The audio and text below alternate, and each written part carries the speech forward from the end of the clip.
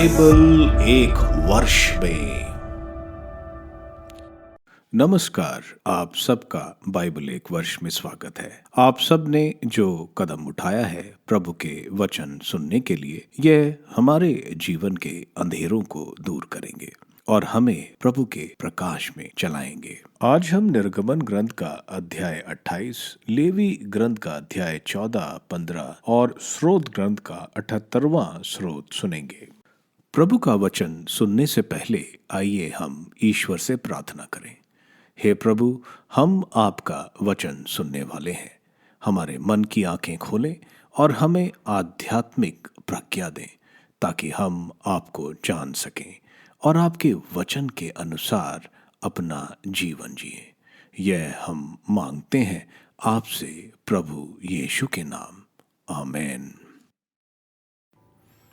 निर्गमन ग्रंथ अध्याय 28। याजकों के वस्त्र।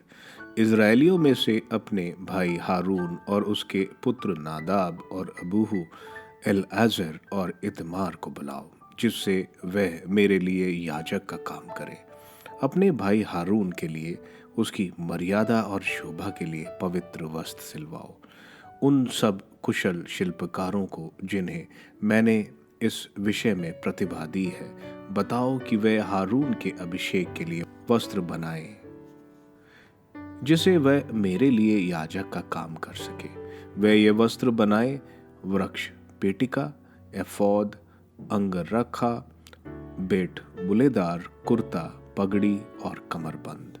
वह तुम्हारे भाई हारून और उसके पुत्रों के लिए ये पवित्र वस्त्र बनाए, जिससे वे इन्हें पहनकर मेरे लिए याजक का काम करें। वे सोने के तार, नीले, बैंगनी और लाल रंग के कपड़े और छाल्टी का उपयोग करें। एफोद। तुम एक कुशल शिल्पकार द्वारा सोने के तारों से नीले, बैंगनी और लाल रंग के कपड़े तथा बाटी हुई छाल्टी से एफोद बनवाओ। कंधे की 2 पट्टियों से उसको दोनों भाग जोड़े जाएं। कमरबंद एफोद के साथ बुना हुआ हो और एक ही प्रकार की सामग्री से बना हो, अर्थात सोने के तारों, नीले, बैंगनी और लाल रंग के कपड़ों और बटी हुई छाल्टी से। सुलेमानी को 2 मणियों पर इज़राइल के पुत्रों के नाम उनके जन्म क्रम के अनुसार अंकित करवाओ। एक मणि पर 6 नाम और दूसरी मणि पर शेष 6 नाम। जिस प्रकार जोहरी मुद्राओं को उकेरता है, उसी प्रकार तुम इन दोनों मणियों पर इज़राइल के पुत्रों उनके नाम अंकित करवाओ। उन्हें नक्काशी किए हुए सोने के खांचों से जड़वाओ। इन दोनों मणियों को इज़राइल के पुत्रों की स्मृति मणियों के रूप में एफोद के कंधे में लगवाओ। हारून अपने कंधों पर उनके नाम प्रभु के सामने धारण करेगा और प्रभु को उसका स्मरण दिलाएगा। उन्हें नक्काशी किए हुए सोने के खांचों में जड़वाओ। इनके सिवा शुद्ध सोने की रस्सियों के समान गुत्थी हुई 2 सिकड़ियां बनवाओ और इन गुत्थी हुई सिकड़ियों को खांचों में लगवाओ। वक्ष पेटिका। तुम एक कुशल शिल्पकार द्वारा वक्ष पेटिका बनवाओ, जो निर्णय देने के काम आएगी। उसे बेल बूटेदार एफोद के समान बनवाओ। उसे सोने के तारों, नीले, बैंगनी और लाल रंग के कपड़े तथा बाटी हुई छाल्टी से बनवाओ। वह दोहरी और वर्गकार हो, एक बिता लंबी और एक बिता चौड़ी। उसमें मणियां की 4 पंक्तियां लगवाओ। पहली पंक्ति में एक मणिक, एक पुखराज और एक मरकत हो। दूसरी पंक्ति में एक लाल मणि, एक नीलम और एक हीरा हो। तीसरी पंक्ति में एक तृण मणि, एक एशाब और एक याकूत। चौथी पंक्ति में एक स्वर्ण मणि, एक सुलेमानी और एक सूर्यकांत मणि। इन्हें नक्काशी किए हुए सोने के सांचों में लगवाओ। इज़राइल के पुत्रों की संख्या के अनुसार 12 मणियां हों। हर मणि पर 12 वंशों का एक नाम अंकित हो, जिस तरह मोहरे पर होता है। वक्ष पेटिका के लिए बटी हुई डोरियों के रूप में शुद्ध सोने की गुथी हुई सिकड़ियां बनवाओ। वक्ष पेटिका के लिए सोने के 2 छल्ले भी बनवाओ और इन दोनों छल्लों की वक्ष पेटिका के दोनों सिरों पर लगवाओ। इसके बाद सोने की इन दोनों डोरियों को वक्ष पेटिका के सिरे में लगे हुए दोनों छल्लों में लगवाओ। दोनों डोरियों के दूसरे सिरों की नक्काशी किए हुए दोनों खांचों में चढ़वाओ। उन्हें एफोद के स्कंद भागों में सामने की ओर लगवाओ। फिर सोने के 2 और छल्ले बलवाकर उन्हें वक्ष पेटिका के सिरों पर भीतर की ओर एफोद से सटाकर लगवाओ। सोने के 2 और छल्ले बनवाओ और उन्हें एफोद के स्कंद भागों के नीचे सामने की ओर कमरबंद के पास लगवाओ। वक्ष पेटिका के छल्ले और एफोद के छल्ले की नीली पट्टियों से जुड़वाओ, जिससे वक्ष पेटिका एफोद के कमरबंद से बांधी रहे। जब हारून पवित्र स्थान में प्रवेश करेगा तो वह वक्ष पेटिका पर अंकित इज़राइल के नाम अपने हृदय पर धारण करेगा, जिससे वह प्रभु को निरंतर उनका स्मरण दिलाए। वक्ष पेटिका में उरीम और तुमीम रख दो, जिससे हारून उन्हें अपने हृदय पर धारण किए प्रभु के सामने आए। इस प्रकार हारून प्रभु के सामने आते समय इज़राइल के लिए निर्णय करने का उपाय सदा अपने हृदय पर धारण किए रहेगा। अंगरखा। एफोद का पूरा अंगरखा नीले कपड़े का बनवाओ। बीच में सिर के लिए एक छेद हो और उस छेद के चारों ओर गरेबान जैसे एक गोट हो, जिससे वह फटे नहीं। उसके निचले घेरे में नीले, बैंगनी और लाल रंग के कपड़े के बने अनार लगवाओ। अंगरखे के निचले घेरे में चारों तरफ अनारों के बीच में सोने की घंटियां लगवाओ। अंगरखा के निचले घेरे में एक अनार के बाद सोने की एक घंटी हो, फिर एक अनार के बाद सोने की एक घंटी। हारून सेवा कार्य करते समय उसे पहन लेगा। जब वह प्रभु के सामने पवित्र स्थान में प्रवेश करेगा और उसमें से निकलेगा तो घंटियां का शब्द सुनाई देगा। ऐसा नहीं होने पर उसकी मृत्यु हो जाएगी। पगड़ी। शुद्ध सोने का एक पुष्प बनवाओ और मुहर में अंकित अक्षरों की तरह उस पर यह अंकित करवाओ, प्रभु को अर्पित। तुम उसे नीली डोरी से सामने की ओर पगड़ी में बांधो। हारून उसे अपने मस्तक पर धारण करेगा और इससे वह इज़राइलियों द्वारा अर्पित पवित्र चढ़ावे में जो दोष होंगे उन्हें दूर करेगा। वह उस पुष्प को सदा अपने मस्तक पर धारण करेगा, जिससे चढ़ावे प्रभु को ग्रहस्य हो। कुर्ता और पगड़ी छालटी से बुनवाओ। कमरबंद बेल बूटेदार हों। हारून के पुत्र के लिए उनकी मर्यादा और शोभा के लिए कुर्ता, कमरबंद और टोपी बनवाओ। अपने भाई हारून और उसके पुत्रों को उन्हें पहनवाओ और उनका याजक के रूप में अभिषेक करो। उन्हें पवित्र करो, जिससे वे मेरे लिए याजक का काम कर सकें। उनका शरीर ढकने के लिए छालटी के जांघिए बनाओ। उनकी लंबाई कमर से जांघ तक हो। जब हारून और उसके पुत्र दर्शन कक्ष में प्रवेश करें अथवा पवित्र स्थान में सेवा करने के लिए वेदी के निकट आए तो वह उन्हें धारण करें, जिससे वह अपराधी ना बने और उनकी मृत्यु ना हो। यह उसके और उसके बाद होने वाले उसके वंशजों के लिए चिरस्थायी आदेश है। लेवी ग्रंथ अध्याय 14। चर्म रोगी का शुद्धिकरण। प्रभु ने मूसा से कहा, किसी चर्म रोगी को शुद्ध घोषित करने के नियम इस प्रकार है। लोग उसे याजक के पास ले आए। याजक उसे शिविर के बाहर ले जाए और उसकी जांच करे। याजक देखे कि चर्म रोगी स्वस्थ हो गया है तो उसके शुद्धिकरण के लिए याजक 2 शुद्ध जीवित पक्षी, देवदार की लकड़ी, लाल कपड़ा और जूफा मंगवाए। याजक झरने के पानी से भरे पात्र के ऊपर एक पक्षी का वध करे। वह जीवित पक्षी को देवदार की लकड़ी, लाल कपड़े और जूफा को उस पक्षी के रक्त में डुबा दे जिसका वध झरने के पानी के ऊपर किया गया है। इसके बाद वह शुद्धिकरण चाहने वाले व्यक्ति पर 7 बार वह पानी छिड़क कर उसे शुद्ध घोषित करे। वह जीवित पक्षी को खुले मैदान में उड़ जाने दे। शुद्धिकरण चाहने वाला व्यक्ति अपने कपड़े धोए और सब बाल मुड़वाकर जल से स्नान करे।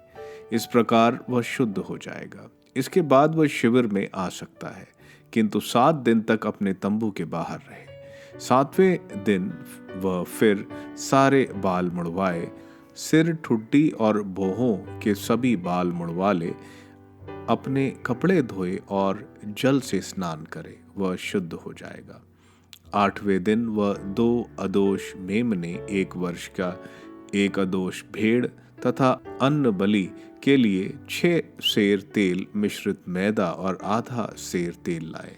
शुद्धिकरण करने वाला याजक उस शुद्ध किए जाने वाले व्यक्ति और इन सब चीजों को प्रभु के सामने दर्शन कक्ष के द्वार ले आए। याजक एक मेमना और आधा सेर तेल क्षतिपूर्ति बलि के रूप में चढ़ाए। वह उन्हें प्रभु के सामने हिला हिलाकर अर्पित करे। तब उस स्थान पर जहां प्रायश्चित बलि और होम बलि में वध होता है, वहां अर्थात पवित्र स्थान पर उस मेमने का वध किया जाए, क्योंकि प्रायश्चित बलि के समान ही क्षतिपूर्ति बलि पर याजक का अधिकार है। वह परम पवित्र है। याजक इस क्षतिपूर्ति बलि के रक्त में से थोड़ा लेकर शुद्ध किए जाने वाले उस व्यक्ति के दाहिने कान की लौ, उसके दाहिने हाथ के अंगूठे और उसके दाहिने पांव के अंगूठे पर लगाए।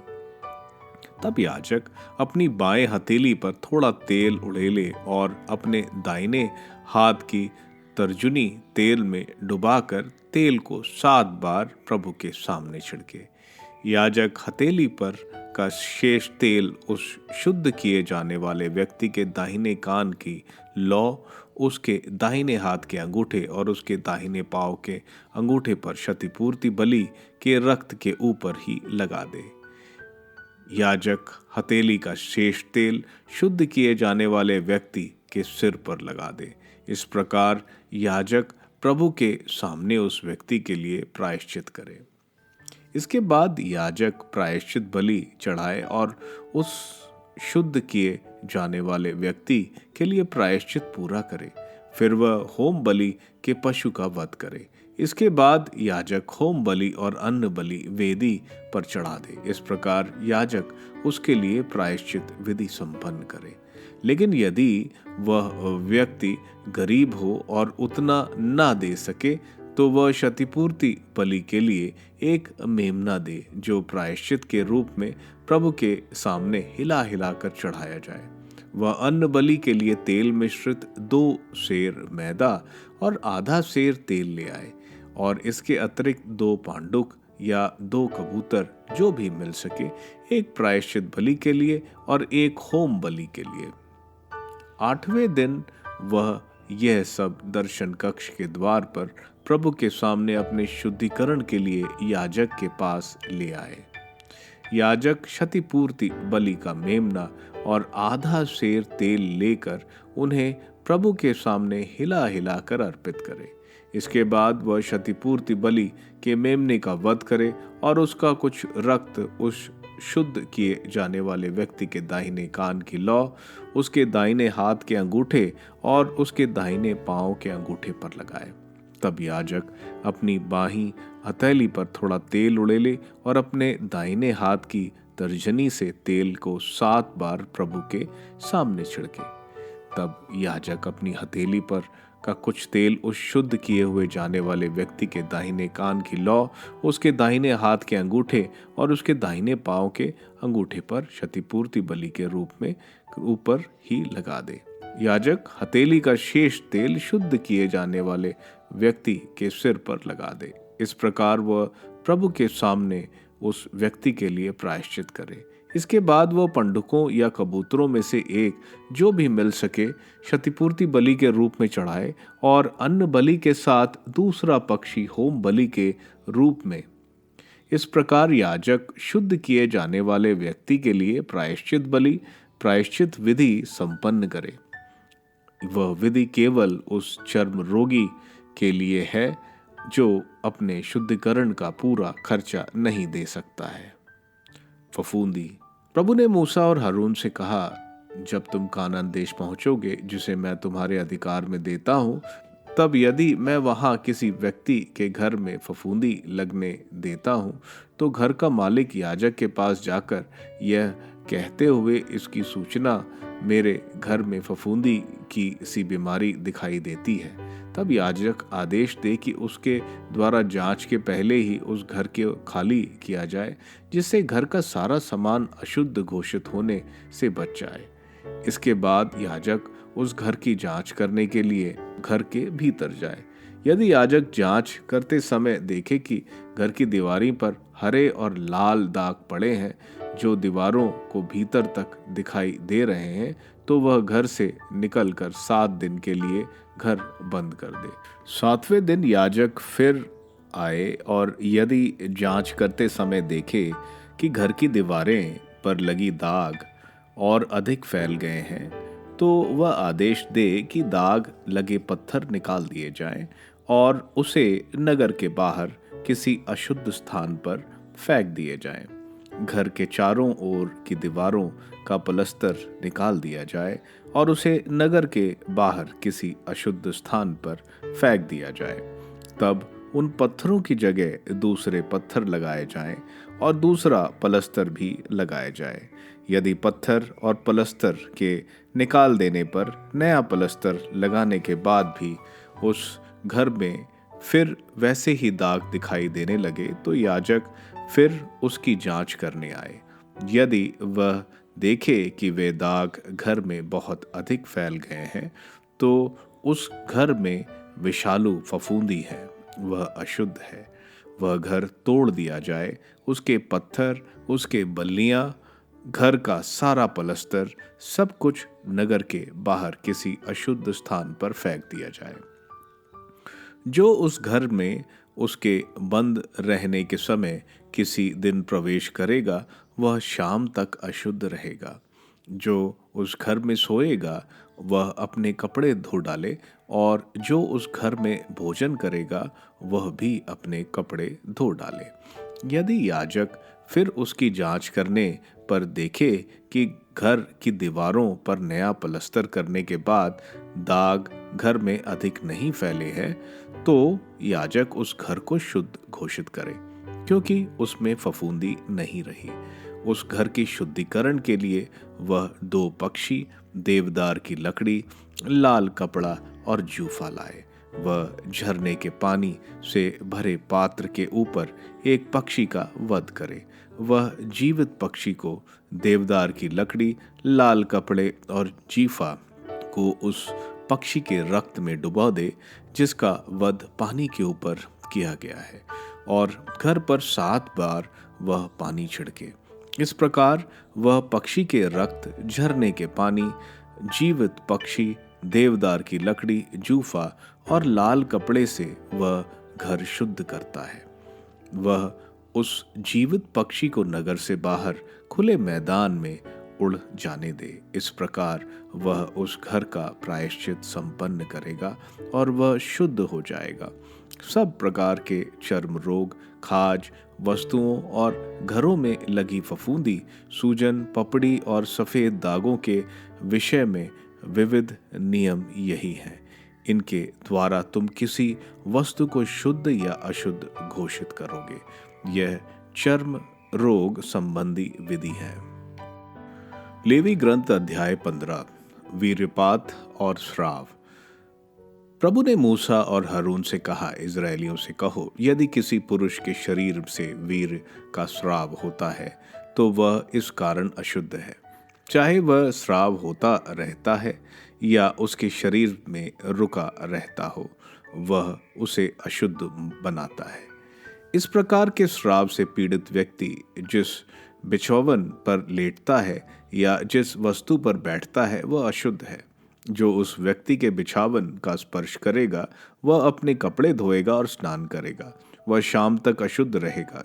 जिस वस्तु पर रोगी बैठा है उस पर बैठने वाला व्यक्ति अपने कपड़े धोएगा और स्नान करेगा, वह शाम तक अशुद्ध रहेगा। जो रोगी व्यक्ति का स्पर्श करेगा वह अपने कपड़े धोएगा और स्नान करेगा, वह शाम तक अशुद्ध रहेगा। यदि रोगी व्यक्ति का थूक किसी अशुद्ध मनुष्य पर पड़े तो वह अपने कपड़े धोएगा और स्नान करेगा, वह शाम तक अशुद्ध रहेगा।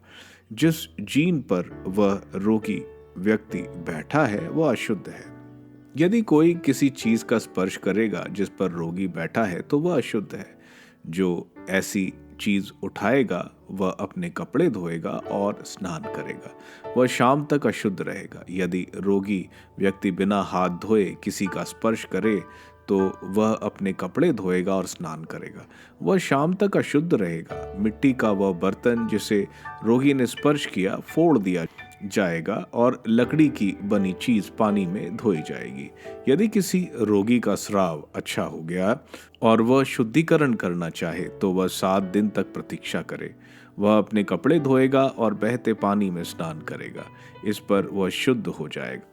8वें दिन वह 2 पांडुक या 2 कबूतर लिए दर्शन कक्ष के द्वार पर प्रभु के सामने आएगा और उन्हें याजक को देगा। याजक एक को पाप के प्रायश्चित के रूप में चढ़ाएगा और एक को होम बलि के रूप में।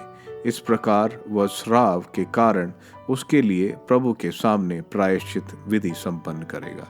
यदि किसी पुरुष का वीर्यपात हो जाए तो वह पानी से स्नान करे, वह शाम तक अशुद्ध रहेगा। ऐसे वस्त्र और चमड़े की वस्तुएं जिस पर वीर गिरा है पानी से धोया जाए, वह शाम तक अशुद्ध होगी। यदि कोई पुरुष किसी स्त्री से प्रसंग करता है और वीर्यपात हो जाता है तो दोनों स्नान करेंगे, वह शाम तक अशुद्ध रहेंगे। स्त्री का स्राव।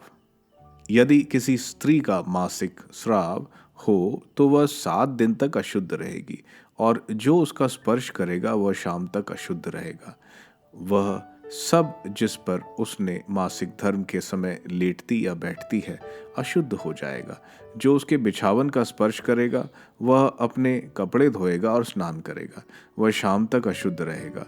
यदि कोई ऐसी चीज का स्पर्श करेगा जिस पर वह बैठी है तो वह अपने कपड़े धोएगा और स्नान करेगा। जो व्यक्ति किसी ऐसी चीज का स्पर्श करे जो उस बिछावन या उस वस्तु पर पड़ी हो जिस पर वह बैठी थी वह शाम तक अशुद्ध रहेगा।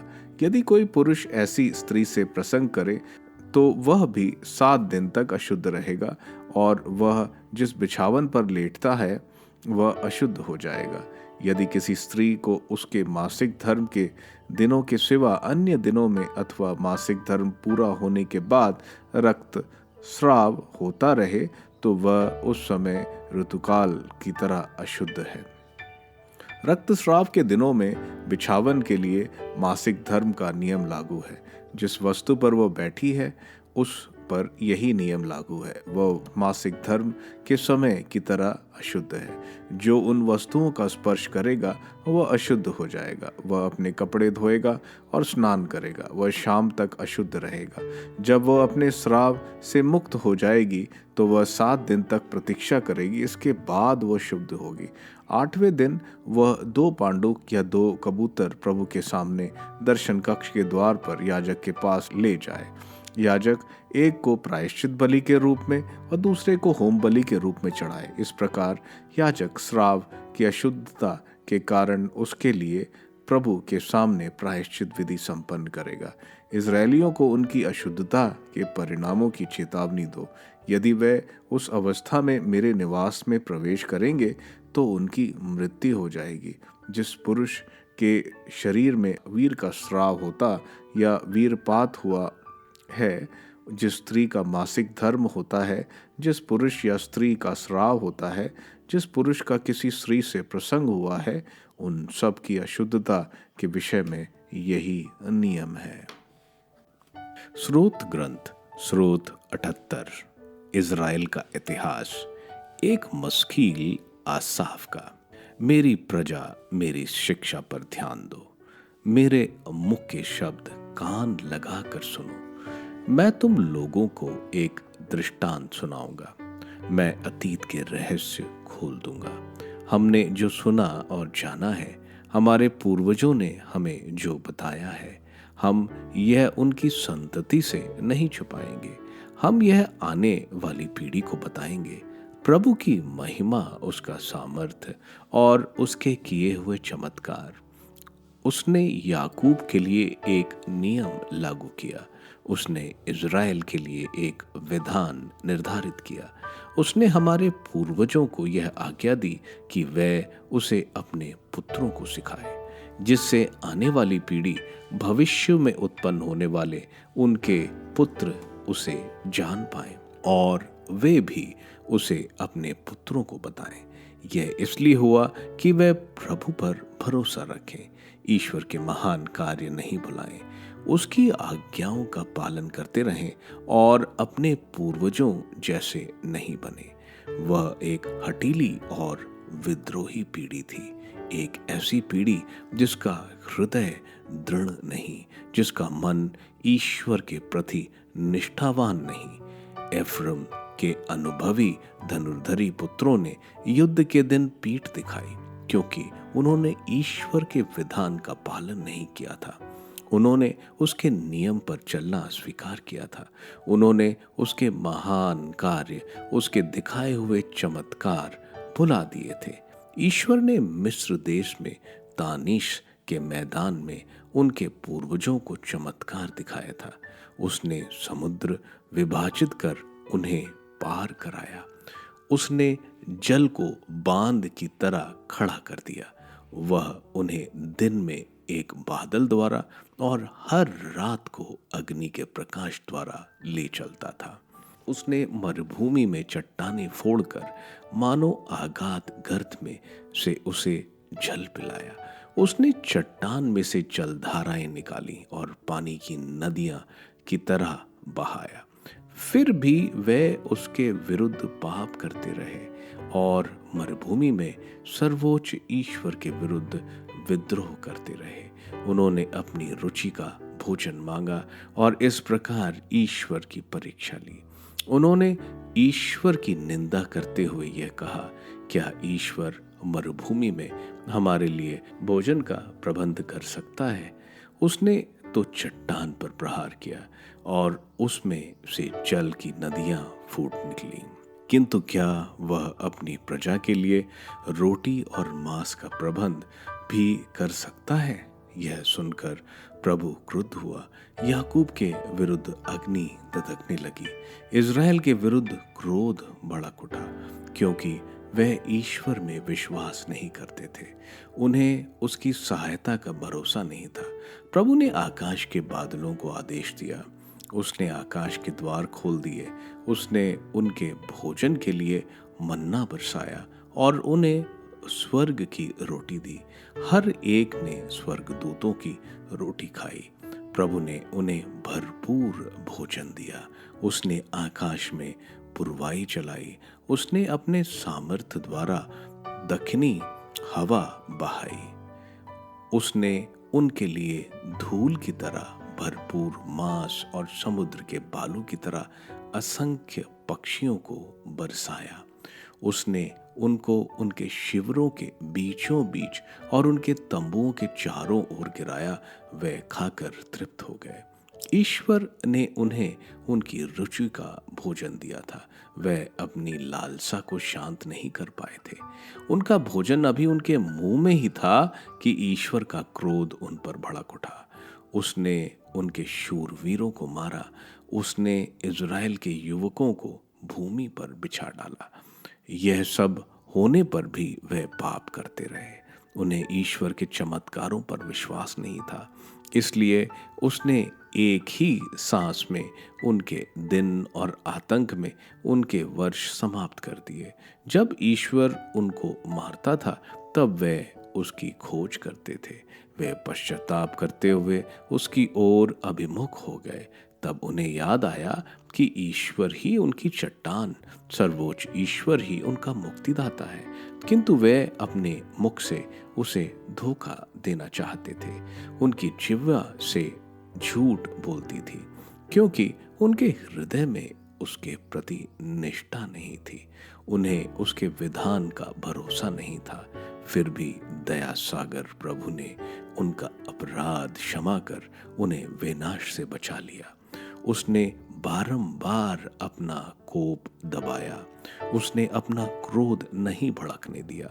उसे याद रहा कि वे हांड मास भर हैं, श्वास मात्र जो निकल कर नहीं लौटता।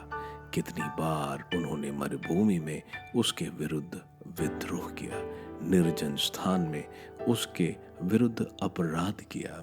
उन्होंने बारंबार ईश्वर की परीक्षा ली। वे इज़राइल के परम पावन ईश्वर को चिढ़ाते रहे। उन्हें उसकी शक्ति याद नहीं रही।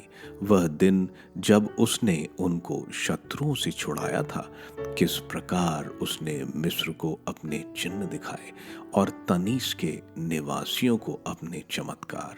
उसने वहां की नहरों और नदियों को रक्त में बदल दिया, जिससे वे जल ना पी सके।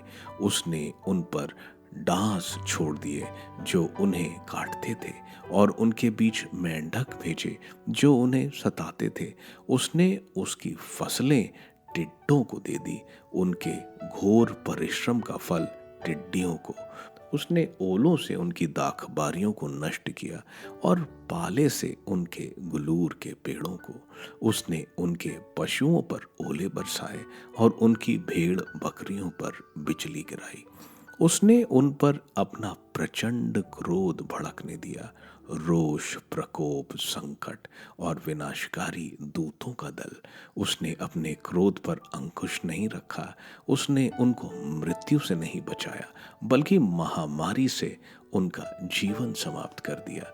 उसने मिस्रियों के हर पहलौठे को, जवानी की पहली संतान को हाम के तंबुओं में मारा। वह अपनी प्रजा को भेड़ों की तरह निकाल लाया और मरुभूमि में उन्हें झुंड की तरह ले चला। वह उन्हें सुरक्षित और निर्भय ले गया, जबकि समुद्र ने उनके शत्रुओं को निगल लिया। वह उन्हें अपने पवित्र देश ले चला, उस पर्वत तक जिसे उसके बाहुबल ने जिताया था। उसने उनके सामने से राष्ट्रों को मार भगाया। उसने भूमि को बांटकर उन्हें विरासत के रूप में दे दिया। उसने दूसरों के तंबुओं में इज़राइल के वंशों को बसाया। फिर भी विद्रोही बनकर उन्होंने सर्वोच्च ईश्वर की परीक्षा ली और उसके नियमों का पालन नहीं किया। वे भटक गए और अपने पूर्वजों की तरह विश्वासघाती बने। वे धोखा देने वाले धनुष की तरह मुड़ गए। उन्होंने अपने पहाड़ी पूजा स्थानों द्वारा उसे क्रोधित किया और अपनी देव मूर्तियां द्वारा उसे चिढ़ाया। यह सुनकर प्रभु क्रुद्ध हुआ और उसने इज़राइल का परित्याग कर दिया। उसने शिलो में अपना निवास छोड़ दिया, अपना वह तंबू जहां वह मनुष्यों के बीच रहता था। उसने मंजूषा को अपने सामर्थ्य और गौरव के प्रतीक को शत्रुओं के हाथ पड़ने दिया। उसका क्रोध अपनी प्रजा पर भड़क उठा। उसने उसे तलवार का शिकार होने दिया। अग्नि उनके युवकों को निगल गई। उनकी युवतियों के विवाह गीत नहीं सुनाई पड़े। उनके याजक तलवार से मारे गए और उनकी विधवाएं शोक गीत भी नहीं गा सकी। तब प्रभु मानो नींद से जाग उठा, योद्धा की तरह जो मदिरा पीकर ललकारता है। उसने अपने शत्रुओं को महामारी से सताया और उन्हें सदा के लिए अपमानित किया। उसने यूसुफ का निवास त्याग दिया। उसने एफ्रम के वंश को नहीं चुना। उसने यूदा के वंश को चुना, सिय्योन के पर्वत को जिसका वह प्यार करता है। उसने ऊंचे पर्वतों के सदृश अपना मंदिर बनवाया, पृथ्वी के सदृश जिसे उसने सदा के लिए स्थापित किया। उसने अपने सेवक दाऊद को चुना, उसे भेड़शाला से निकाल लिया। उसने भेड़ें चराने वाले को बुलाया और उसे अपनी प्रजा याकूब का, अपनी विरासत इज़राइल का चरवाहा बनाया। दाऊद ने सच्चे हृदय से उन्हें चराया और कुशल हाथों से उनका नेतृत्व किया। निर्गमन ग्रंथ के अध्याय 28 में हम याजकों के वस्त्र के बारे में देखते हैं। महायाजक हारून के लिए ईश्वर 8 पवित्र वस्त्र आदि बनाने को कहते हैं। पहला कुर्ता सफेद रंग का छाल्टी का बनाया जाएगा, जो सबसे पहले पहना जाएगा। वह एक कपड़े का होगा जो एक कमरबंद से बंधा जाएगा। दूसरा अंगरखा अंगरखा नीले कपड़े से बनाया जाएगा, वह पैर तक होगा। उसके निचले सिरे के घेरे में नीले, बैगनी और लाल रंग के कपड़े से अनार बनाकर लगाया जाएगा। इसके बीच में एक छोटी सोने की घंटी लगी होगी, यानी एक अनार और एक सोने की घंटी। तीसरा एफोद जो नीले, बैगनी और लाल रंग के बाटी हुई छाल्टी से बनाया जाए, उसमें कंधे पर एक मणि जिसमें 6 वंशों के नाम होंगे और दूसरे कंधे पर दूसरी मणि जिसमें बाकी 6 वंशों के नाम खुदे होंगे। चौथा कमरबंद, यह कमरबंद छाल्टी के नीले, बैगनी और लाल रंग से बना जो कमर में बांधा जाएगा। पांचवा वृक्ष पैटिका, यह वृक्ष पैटिका दोहरी और वर्गकार हो, उसमें मणियों की 4 पंक्तियां लगाई जाए। 12 मणियां इज़राइल के वंशों के अनुसार लगाएं, जिसमें इनके नाम खुदवा कर लगाई हो। इसमें सोने के छल्ले और सोने की जंजीर हो, जो यह वृक्ष पाटिका को एफोद के ऊपर बांधी जाए। इसमें उरीम और तुमीम जो प्रभु से उनकी इच्छा पूछने के लिए मुख्य पुरोहित इस्तेमाल में लाते हैं। छठी पगड़ी छाल्टी की पगड़ी पहनी होगी। सातवीं सोने का पुष्प मोहर, इस पर अंकित किया जाएगा प्रभु को अर्पित। इसको नीले डोर से सर के सामने बांधा जाएगा। आठवां जांगिया छाल्टी के जांगिया जो कमर से जांग तक लंबा हो, उसको पहनेगा। ये 8 वस्त्र महायाजक पहनेंगे। दूसरे याजक सिर्फ 4 चीजें पहनेंगे, यानी कुर्ता, जांगिया, पगड़ी और कमरबंद पहनेंगे। मंदिर में प्रार्थना विधि में चप्पल नहीं पहनते, क्योंकि मंदिर का प्रांगण पवित्र है। ईश्वर उनसे प्रार्थना करने के छोटे से छोटे चीज डिटेल में बता रहे हैं, ताकि कोई उनके पास बिना तैयारी और लापरवाही के साथ ना आए। यह हमने पीछे लेवी ग्रंथ के अध्याय 10 में नादाब और अबेहू को अपवित्र अग्नि से प्रभु के पास आने के लिए प्रभु के द्वारा अग्नि से भस्म कर दिए गए, वो देखा। इसलिए प्रभु के सामने हमें तैयारी और प्रार्थना भाव के साथ आना चाहिए। नए विधान में यूहन्ना के सुसमाचार के अध्याय 15 वचन 3 में प्रभु कहते हैं, मैंने तुम्हें अपने वचन से शुद्ध किया है। प्रभु का वचन हमारा शुद्धिकरण करता है और हम ईश्वर की आराधना करने के योग्य बन जाते हैं। लेवी ग्रंथ के 14वें अध्याय में वचन 1 से 32 में चर्म रोगी की शुद्धिकरण के बारे में बताया गया है। और आगे जब वे कानान देश में घर बनाएंगे और उस घर में फफूंदी लगेगी तो उसका क्या करना है, इसकी विधि बताई गई है। अध्याय 15 में हमने सुना पुरुष के शरीर से वीरस्राव की बीमारी से होने पर क्या करना है, यह बताया गया है। इसके साथ स्त्री के मासिक स्राव और शुद्धिकरण, इसके साथ किसी स्त्री जिसको मासिक धर्म के सिवा रक्त स्राव होता है, उससे क्या अशुद्ध होता है और जब वो उस बीमारी से दूर होती है उसकी शुद्धिकरण कैसे करें, वो बताया गया है। इन दोनों अध्यायों में बताया जा रहा है शुद्धता यानी पवित्रता कैसे रखें। इजरायली लोग और पुरोहित का मूल उद्देश्य था किस तरह मंदिर को पवित्र रख सके। लोग अपनी शुद्धता रखें ताकि उनके अशुद्ध पूजा से मंदिर अपवित्र ना हो और पुरोहित मंदिर की पवित्रता हमेशा बनाए रखें। स्रोत ग्रंथ के 78वें स्रोत में स्रोतकार ईश्वर द्वारा महान कार्य जो इज़राइल की जनता के लिए किए उनके बारे में बताते हैं। प्रभु उनको दास्ता से मुक्त कराकर सागर के रास्ता बनाकर अपने साथ इन लोगों को रहने दिए। वे खुद रात में अग्नि और दिन में बादल के स्वरूप उनका मार्गदर्शन करते थे। फिर भी इजरायलियों ने उन पर अपना आसरा और विश्वास नहीं रखा, उनके विधान का पालन नहीं किया। प्रभु बोल रहे हैं, उन्होंने एफ्रम को नहीं चुना बल्कि यूदा को और दाऊद को इज़राइल का राजा बनाया। प्रभु इस स्रोत ग्रंथ में मुख्य तौर से बता रहे हैं कि हमें अपने आने वाली नस्लों को प्रभु के कार्यों और उनके विधान के बारे में बताना है, और जो गलतियां इज़राइलियों ने की वो हम और आने वाली पीढ़ियां ना करें और प्रभु पर ही भरोसा रखें। आप सबको धन्यवाद ईश्वर के वचन सुनने के लिए। मैं आपसे विनती करता हूं कि आप बाइबल एक वर्ष में को दूसरों के साथ शेयर करें, क्योंकि प्रभु का वचन स्वयं प्रभु यीशु है। प्रभु को दूसरों को देने वालों को प्रभु की आशीष जरूर मिलेगी। मैं आप सबका बड़ी बेसब्री से कल इंतजार करूंगा। धन्यवाद।